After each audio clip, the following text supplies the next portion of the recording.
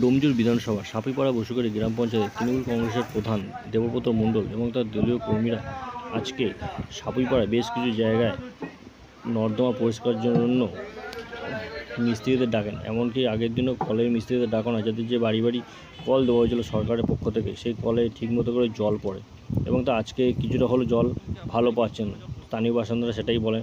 আমাদের চ্যানেলের পক্ষ থেকে এটাও আবেদন থাকবে যে আপনারা ড্রেনের মধ্যে এমন কিছু ফেলবেন না যাতে এই জলটা জমে যায়। দেখবেন বেশিরভাগ ক্ষেত্রে কেউ ছেঁড়া জামা কাপড় ফেলে দিয়ে থাকে, বিস্কুটের প্যাকেট ফেলে দিয়ে, এই ফেলে দিয়ে ওই ফেলে দিয়ে থাকে। তো সরকারই বা কত করবে? একবার নিজেদেরও সচেতন থাকাটা উচিত। নিজেরা সচেতন থাকলেও সমাজ উন্নতি হবে। এবং আরও একটি ঘটনা ঘটেছিল সাংবাদিকদের নিয়ে নিগ্রহের জন্য, সেখানেও দেবব্রত মণ্ডল এবং তার দলীয় কর্মীরা অনেক সাহায্য করেন সাংবাদিকদেরকে। শুনে নেব পিন্টু মিত্র মুখে। পাইপ ঠিক করো, তারপর থেকে কেমন জল বেরোচ্ছে? ভালোই জল দিয়েছে, মানে আমাদের ফ্যামিলি অনুযায়ী আমাদের জলটা ভালোই পাচ্ছি আমরা, মানে আগের থেকে ভালো আগের থেকে ভালো পাচ্ছি জলটা। তো বর্তমান সাপিপাড়া পঞ্চায়েতের প্রধান ঠিক আছে তাহলে?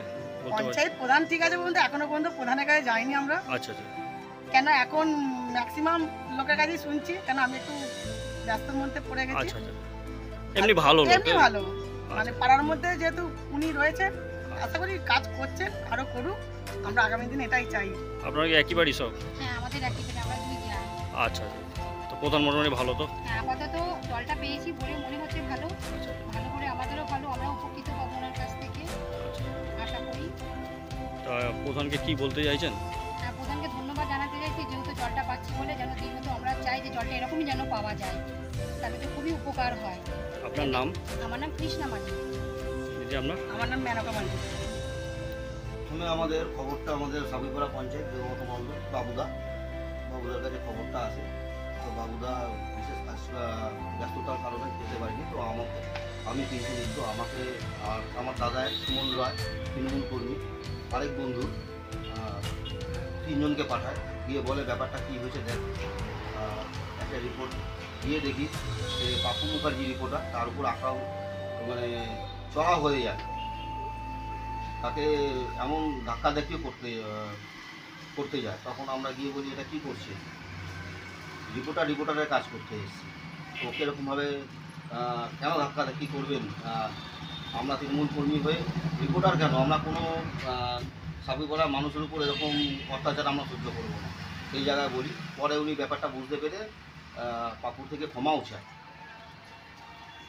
তারপর বিশেষ করে ঝগড়াটা শান্ত করে তারপর আমরা চলে আসি। অবশ্যই আগামী দিনে আমরা সাধারণ মানুষের পাশেও থাকবো।